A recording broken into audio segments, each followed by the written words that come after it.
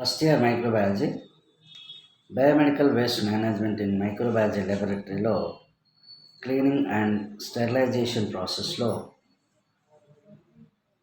Glass wares తర్వాత plastic wares వాటిని మనం క్లీనింగ్ ప్రాసెస్ తర్వాత drying process and sterilization process ఈ విధంగా చేసాము. Biomedical waste, the waste collected from the biological sources during the diagnosis and prevention and treatment of diseases is called biochemical waste. After sample collection, sample urine sample కానీ blood sample కానీ sputum కానీ తర్వాత throat swabs, ear swabs, nasal swabs, eye swabs, laryngeal swabs and body ఫ్లూయిడ్స్ని liquids samples కానీ solid samples కానీ sharp instruments కానీ ఈ biomedical waste ప్రొసీజర్లో అంటే హాస్పిటలైజేషన్స్లో కానీ లేదంటే హెల్త్ క్లినిక్స్లో కానీ నర్సింగ్ స్టాఫ్లో కానీ అంటే నర్సింగ్ హోమ్స్లో కానీ మెడికల్ రీసెర్చ్ ల్యాబొరేటరీస్లో కానీ ఫిజిషియన్ ఆఫీసర్స్లో కానీ డెంటిస్ట్లో కానీ హోమ్ హెల్త్ కేర్లో కానీ మనం ఎక్కువగా క్లీనింగ్ ప్రాసెస్ని యూజ్ చేస్తామన్నమాట. Sometimes స్పెషల్ కేసెస్లో టు క్లీన్ ద గ్లాసెస్ డిటర్జెంట్స్ని ఎక్కువగా యూజ్ చేస్తాం. ఒకటి లిక్వినాక్స్, ఒకటి ఆల్కోనాక్స్, ఒకటి glasswares with discarded culture or places 3% లైజాల్ని ఎక్కువగా యూజ్ చేసేదానికి ఉంటుంది. అయితే ఈ ఎస్పెషల్లీ ట్యాప్ వాటర్లో లేదా డిస్టిల్ వాటర్ని ఎక్కువగా యూజ్ చేస్తే మనకి కొన్నిసార్లు the glass is cleaned with the test tubes with brush in hot and cold water. మరీ వేడి కాకుండా మరీ చల్లగా కాకుండా గోరువెచ్చని నీటితో కడిగితే ఈ ఆయిల్స్ ఏవైతే ఉన్నాయో అవి పోవడానికి అవకాశం అనేది ఉంటుంది. Remove any grease with petroleum and then wash with warm tap water. Dichromate sulphuric acid cleaning solution for 12 to 24 hours.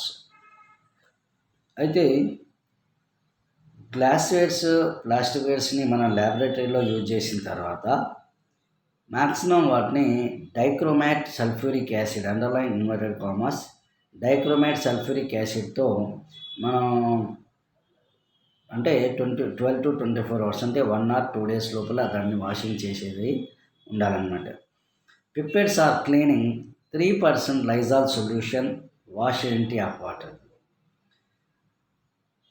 పిప్పెట్స్ని అనేక శాంపుల్స్ని మనం తీసేసుకుంటుంటాం. వాటితోని ఆ శాంపుల్స్ తీసుకున్నప్పుడు వాటికి బ్లడ్ కానీ యూరిన్ శాంపుల్ కానీ పిప్పెట్స్కి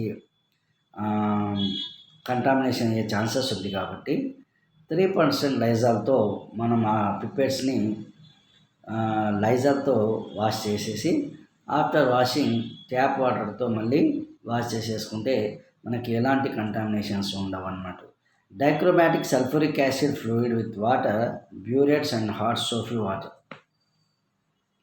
ఈ విధంగా మనం ఏవైతే పిప్పెట్స్ ఉన్నాయో ఆ పిప్పెట్స్ని డైక్రోమాటిక్ సల్ఫ్యూరిక్ యాసిడ్ తర్వాత 3% లైజాల్తో ఎక్కువగా వాష్ చేసుకోవాల్సి ఉంటుంది. Clean volumetric flask using warm soapy water.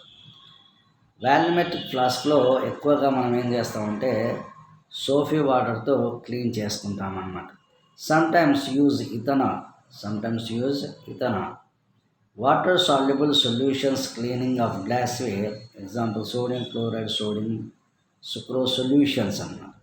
Water insoluble solutions used for cleaning of glassware. Number 1 solutions is a hexane and chloroform. Chloroform దీన్ని మత్తు పదార్థం అంటారు. ఈ క్లోరోఫామ్ కాకుండా సొల్యూషన్ ఇన్ హెక్సేన్, వీటి యొక్క సొల్యూషన్స్తోని వాటర్ సాల్యుబుల్ అంటే నీటితో పాటు ఈ గ్లాస్వేర్స్ని క్లీనింగ్ చేసేదానికి ఉపయోగించవచ్చు అన్నమాట. Strong acids used for cleaning of glassware, concentrated hydrochloric acid and concentrated sulphuric acid. These are the most strong acids అన్నమాట.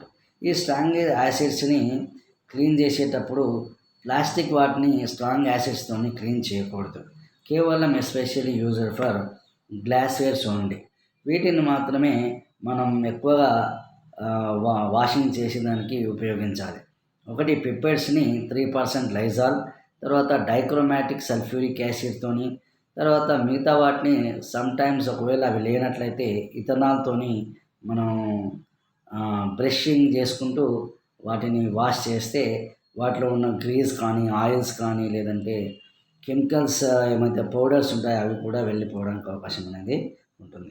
Strong bases used for cleaning of glassware sodium hydroxide, తర్వాత concentrated ammonium hydroxide. ఈ 2 chemicals strong bases అనమాట. Strong acids ఏమో concentrated hydrochloric acid and sulphuric acid. Strong bases వచ్చేసి sodium hydroxide, ammonium hydroxide. These are strong bases. వీటితో పాటు వీటిని కూడా గ్లాస్‌వేర్స్‌ని కడగడానికి యూజ్ చేస్తాం కానీ ప్లాస్టిక్ వేర్స్‌ని మాత్రం యూజ్ చేయకూడదు. కేవలం ప్లాస్టిక్ వేర్స్‌ని వీక్ యాసిడ్స్, ఎసిటిక్ యాసిడ్ చాలా బలహీనం, అంటే అంత గాఢమైనది కాకుండా దాంట్లో డిస్టిల్ వాటర్ కలుస్తుంది కాబట్టి ప్లాస్టిక్ వేర్స్‌ని వీక్ యాసిడ్స్తో మనం వీక్ బేసిస్ అంటే sodium hydroxide, ammonium NH4OH, ammonium hydroxide వంటి పదార్థాలతోటి మనం కడగడానికి లేదంటే వాష్ చేయడానికి అవకాశం అనేది ఉంటుంది. ఇక నెక్స్ట్ డ్రైయింగ్కి వచ్చేస్తే, డ్రైయింగ్ ఆఫ్ గ్లాస్వేర్కి వస్తే removal of water and moisture completely from the glassware is called drying. ఇక మరి కడిగేసాం, దేంతో కడిగేసాం? 3% లైజాలు, డైక్రోమాటిక్ సొల్యూషను, తర్వాత స్ట్రాంగ్ యాసిడ్స్ వచ్చేసి concentrated hydrochloric acid and sulphuric acid. Bases వచ్చేసి ammonium hydroxide and sodium hydroxide. తర్వాత వీటితో మనం గ్లాస్వేర్స్ని కడిగేసిన తర్వాత ట్యాప్ వాటర్తో మళ్ళీ రిమూవింగ్ చేసేసుకునే దానికి ఉంటుందన్నమాట. నెక్స్ట్ ఒకవేళ కడిగేసేసాం అయిపోయింది, మరి అట్లా హౌ టు డ్రైయింగ్ అంటే removal of water and moisture completely from the glassware is called drying. First వాటిని కడిగిన పదార్థాలను అన్నింటినీ బోర్లిచ్చేస్తే గ్లాసెస్ని, కోనికల్ గ్లాస్ కానీ, బీకర్స్ కానీ, ఫ్లాస్క్ కానీ, సిలిండర్స్ కానీ, టెస్ట్ ట్యూబ్స్ని సాధ్యమైనంత వరకు ఒక క్లాత్లో, మంచి క్లాత్, గుడ్ క్లాత్లో దాన్ని తడి ఆరబెట్టేసి ఆ వాటర్ అంతా లోపలికి డిజాల్వ్ అయ్యేటట్టు చూసుకున్న తర్వాత వాటిని టెస్ట్ ట్యూబ్స్ 2-3 రకాలు ఉంటాయి కదా, 2 టైప్స్ ఉంటాయి. లాంగ్ టెస్ట్ ట్యూబ్స్ అని, షార్ట్ టెస్ట్ ట్యూబ్స్ అని, తర్వాత కోనికల్ టెస్ట్ ట్యూబ్స్ అని. ఈ టెస్ట్ ట్యూబ్స్ అన్నీ కూడా ఒక్కొక్క దాంట్లో పేపర్లో ర్యాపింగ్ చేసేసుకొని వాటిని హాట్ ఎయిర్ ఓవెన్ ద్వారా మనం తీసేసుకోవడం అనేది జరుగుతుందన్నమాట. ఈ విధంగా మనం చేసుకుంటే ఇక ఈ articles should be arranged in the hot air oven and door closed.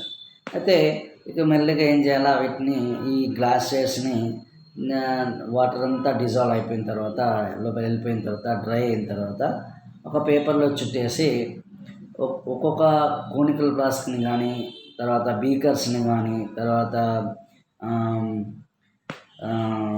ఏవైతే గ్లాస్ సిలిండర్స్ కానీ, టెస్ట్ ట్యూబ్స్ కానీ అన్నీ కూడాను పేపర్లో చుట్టేసి ఒకదాని పక్కన ఒకటి వాటికి గాలి, వేడి గాలి, హీట్ ఎయిర్ తగిలేటట్టుగా మంచి స్టెరిలైజేషన్ అయ్యే విధంగా వాటిని అమర్చుకొని హాట్ ఎయిర్ ఓవెన్లో పెట్టేసి 160 డిగ్రీ సెంటీగ్రేడ్ ఫర్ 1 అవర్ వద్ద మనం ఓవెన్ ఆన్ చేసేసుకుంటే మనకి ఈజీగా 1 అవర్లో స్టెరిలైజేషన్ అన్నది జరిగిపోతుంది. దానిపైన ఎలాంటి సూక్ష్మజీవులు కూడా ఉండవు, స్టెరిలైజేషన్ చేసినట్లుగా మనం గుర్తిస్తామన్నమాట. ఇక డిస్పోజ్ ఆఫ్ క్లినికల్ ఇన్ఫెక్టివ్ మెటీరియల్కి వస్తే various colour bins, buckets should be used for collecting the clinical infective material. Specimen of HIV, malignant tumors, STD diseases must be handled carefully. అయితే వీటిలో కొన్ని రకాల బ్యూరెట్స్ ఉంటాయి, పిపెట్స్ ఉంటాయి. ఈ పిపెట్స్ని చాలా జాగ్రత్తగా హ్యాండిల్ చేయాలి. ఇక్కడ ఏ కొన తాకినా కూడా గ్లాసెస్ కాబట్టి విరిగిపోవడం అనేది జరుగుతూ ఉంటుంది. ఆ విధంగా విరిగిపోతే మనకి గ్లాస్వేర్స్ ఎప్పుడైతే విరిగిపోతాయో మళ్ళీ కాస్ట్లీ ఉంటాయి కాబట్టి మళ్ళీ అంత తొందరగా తెచ్చుకోలేమని పరిస్థితి కాబట్టి చాలా జాగ్రత్తగా you have to storage and keeping అన్నమాట. Disposable of inoculated culture media should be autoclaved at temperature 121 degrees centigrade for 15 lbs pressure for 15 minutes. అయితే మనం ఈ వీటితో పాటు మన ఆటోక్లేవ్లో ఉన్నటువంటి మీడియా, కల్చర్ మీడియాని కూడా డిస్పోజ్ అంటే మళ్ళీ ఒకసారి వేడి చేసి స్టెరిలైజేషన్ చేసిన తర్వాత రిమూవల్ చేసేదానికి ఉంటుందన్నమాట. ఆ రిమూవల్ చేసేటప్పుడు కూడా మళ్ళీ ఆటోక్లేవ్ చేసిన తర్వాతే 121 డిగ్రీ సెంటీగ్రేడ్ 15 LBS ప్రెషర్ వద్ద 15 మినిట్స్ ఉంచి అప్పుడు వాటిని రిమూవింగ్కి పంపించాలన్నమాట. ఆ విధంగా చేసిన తర్వాతే రిమూవింగ్కి పంపించడం అనేది జరుగుతుంది. Next, handle and disposable of biomedical waste. Biomedical waste must be properly managed to protect the general public and specifically healthcare and sanitation workers who are regularly exposed to biomedical waste as an occupational hazard. ఇక్కడ very important point ఏంటంటే biomedical వేస్ట్ని తీసుకెళ్ళేది ఎవరైతే people ఉంటారో వాళ్ళు ఈ మెటీరియల్కి contamination కావడానికి అవకాశం ఉంటుంది. కాబట్టి వాళ్ళు చాలా జాగ్రత్తగా వాళ్ళు శానిటైజర్ అంటే వాళ్ళ ప్రికాషన్స్ వాళ్ళు తీసుకొని శాంపిల్స్ని టేకప్ చేసేదానికి ఉంటుందన్నమాట. వాళ్ళ ఇష్టం వచ్చినట్టుగా చేతులతో ముట్టుకోవడం కానీ, లేదు డైరెక్ట్గా సూక్ష్మజీవులు ఉన్నటువంటి శాంపిల్స్ని ముక్కు దగ్గర పెట్టుకోవడం అలాంటివి, అంటే చేతులతో పట్టుకొని తీసుకోవడం అలాంటివి చేయకూడదు అనమాట. ముక్కు కంపల్సరీ మాస్క్ ఉండి ఆ విధంగా వాటిని చేతులతో వాళ్ళు తీసుకెళ్ళి గ్లౌజెస్ వేసుకొని కంపల్సరీ యాప్రాన్ వేసుకొని, యాప్రాన్ అంటే వేరే యాప్రాన్స్ ఉంటాయి వాళ్ళకి, ఎవరికి ఇవి బయోమెడికల్ వేస్ట్ వాళ్ళకి, ఆ యాప్రాన్స్తోని వాళ్ళు వేసుకొని ఆ యొక్క శాంపుల్ని అవన్నీ తీసేసేదానికి ఉంటేనే సరిపోతుంది. లేదంటే వాళ్ళు ఖచ్చితంగా కూడా ఈ పేషెంట్స్గా మారడానికి అవకాశం అనేది ఉంటుంది. The persons handling should wear disposable latex and hand gloves. Discard the gloves immediately after use. Sample collection తర్వాత బయోమెడికల్ వేస్ట్లోకి పంపించిన తర్వాత కంపల్సరీ వాళ్ళు హ్యాండ్స్ కానీ తర్వాత వాళ్ళ యొక్క క్లోత్స్ కానీ నీట్గా చేసుకునే దానికి ఉండాలన్నమాట. లేకపోతే వాళ్ళకి ఖచ్చితంగా కూడా కంటామినేటెడ్ మైక్రో ఆర్గానిజమ్స్, వైరస్ వల్ల కావచ్చు, బ్యాక్టీరియాస్ వల్ల కావచ్చు, లేదు ఫంగై వల్ల కావచ్చు, పారాసైట్స్ వల్ల కావచ్చు, ఏదైనా ఒకటి జరగడానికి అవకాశం అనేది ఉంటుంది. The person should wear in apron another type of cover to protect his clothes from contact with the waste.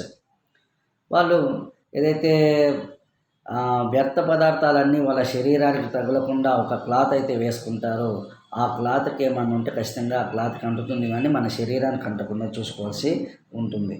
ఈ విధంగా వాళ్ళు చాలా నీట్నెస్గా ఉంటే కానీ వాళ్ళకి ప్రాబ్లం ఉండదు. వేరే ఎవరైతే స్టూడెంట్స్ ఉంటారో వాళ్ళకి కూడా బయోమెడికల్ వేస్ట్లో మనకి చాలా నీట్గా చేసినట్టుగా ఉంటుంది. Disposable of biomedical waste colour bags should be used for collecting the biomedical waste. ఒకటి ఏంటంటే బయోమెడికల్ వేస్ట్లో ఇప్పుడు ప్రస్తుతం ఎల్లో కలర్ బ్యాగ్స్, తర్వాత blue colour bags, black colour bags ఇస్తున్నారు.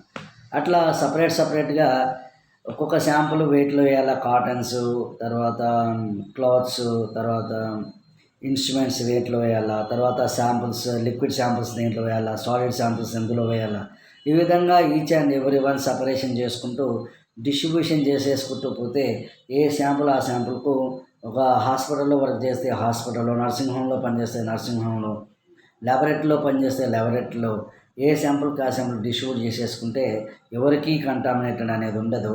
హాస్పిటల్ మొత్తం కూడా నీట్గా ఉంటుంది. వీటితో పాటు మనం తీసుకునేటటువంటి ఫార్మాలిడిహైడ్ కానీ, లేదంటే హ్యాండ్స్కి సైక్లోహెక్సమైన్ కానీ, డెటాల్ సోప్స్ కానీ, లేదంటే 3% లైజాల్ కానీ, ఇవన్నీ కూడా ఈ కెమికల్ డిస్ఇన్ఫెక్టెంట్స్తో పాటు టేక్ ద హ్యూమన్ ప్రికాషన్స్ అన్నమాట. మనంతలా మనమే కొన్ని ప్రికాషన్స్ తీసుకోవాల్సి ఉంటుంది. Use disposable needles should be made in two piece of cutting. అయితే వీటిలో మళ్ళీ ఇంకొకటి ఏంటంటే, మనం ఎట్లాగో శాంపుల్ కలెక్షన్కి సిరింజెస్ యూజ్ చేస్తాం కాబట్టి ఆ సిరింజెస్ యొక్క ముందల నీడిల్ ఉంటుంది. ఆ నీడిల్ కట్టర్స్ని ఒక మిషన్ దొరుకుతుంది. ఆ నీడిల్ కట్టర్స్తో మాత్రమే మనం ఆ నీడిల్ని మనం తాకకుండా, ముట్టుకోకుండా, అసలు కనీసం దాని యొక్క వైరస్ కాదు కదా, బ్యాక్టీరియా కూడా మనకు తాకకుండా చూసుకోవాల్సిన విధానం మన దగ్గర ఉంది. కాబట్టి ఆ నీడిల్ కట్టర్స్ని తీసేసుకొని సిరంజ్తోని శాంపుల్ని డిస్ట్రిబ్యూట్ చేసేసుకొని మళ్ళీ ఆ సిరంజిని కూడా నీట్గా వేస్ట్ బయోమెడికల్ వేస్ట్లో పారేసేదానికి ఉండాలి. అంతేగాని ఇష్టం వచ్చినట్టుగా చేస్తే అందరికీ కంటామినేటెడ్ జరిగి హాస్పిటల్ మొత్తం suffering from the different diseases అన్నమాట. The used syringes should be destroyed. The biomedical waste like swabs, dressing, cotton plugs and dressing should be disinfected, disposed, dried and burnt. Disposable needles, lancets, syringes and plastic um, bottles with caps. Even small penicillin బాటిల్స్తో సహా మనం శాంపుల్స్కి తీసుకొస్తారు. ఏ test tubes కానీ, ESR tubes కానీ, తర్వాత serum sample tubes కానీ, లేదు మనకి స్ఫూటం శాంపుల్ కంటైనర్స్ కానీ, యూరిన్ శాంపుల్ కంటైనర్స్ కానీ, each and every one thing ఏ దాంట్లో ఏది వేసేయాలో జాగ్రత్తగా వేసేసుకుని, తర్వాత డిస్పోజబుల్ కంపల్సరీ డ్రెస్సింగ్ ఉండాలి, కాటన్ ప్లగ్స్ ఉండాలి, సిరంజెస్ ఉండాలి, ప్లాస్టిక్ వేర్ ఉండాలి, గ్లాస్ వేర్స్ ఉండాలి. Each and every one thing distribution చేసేసుకొని ఎవరికి కంటామినేటెడ్ కాకుండా చూసుకునేది ఈ బయోమెడికల్ వేస్ట్ అనేది మనకి చెప్తుందన్నమాట. బయోమెడికల్ వేస్ట్లో each and every one thing and each and every one people and each and every one material డిస్ట్రిబ్యూషన్లో ఉండాలి. ఆ విధంగా ఉంటేనే ఎవరికి ప్రాబ్లమేటిక్ ఉండదు. లేదంటే ఈజీగా వైరస్ వల్ల కానీ, ఫంగై వల్ల కానీ, పారాసైట్స్ వల్ల కానీ కంటామినేషన్ జరిగి వివిధ రకాల డిఫరెంట్ డిసీజెస్ రావడానికి అవకాశం ఉంటుంది. అది హాస్పిటల్ మొత్తం వచ్చేసి టోటల్గా హాస్పిటల్ క్లోజ్ చేసేదానికి అవకాశం అనేది ఉంటుంది. కాబట్టి every day we have to use for formaldehyde and glutaraldehyde and 3% Lysol, Dettol and floor క్లీనింగ్స్కి ఖచ్చితంగా లైజాల్ యూజ్ చేస్తుంటాం. ఆ విధంగా each and every one maintain hygienic precautions అన్నమాట. అన్ని హైజీనిక్ ప్రికాషన్స్ తీసుకుంటే కానీ మనకు ఖచ్చితంగా కూడా ఈ బయోమెడికల్ వేస్ట్ అనేది మనం పాటించినట్టుగా జరుగుతుంది. So this class is over. Continuation tomorrow.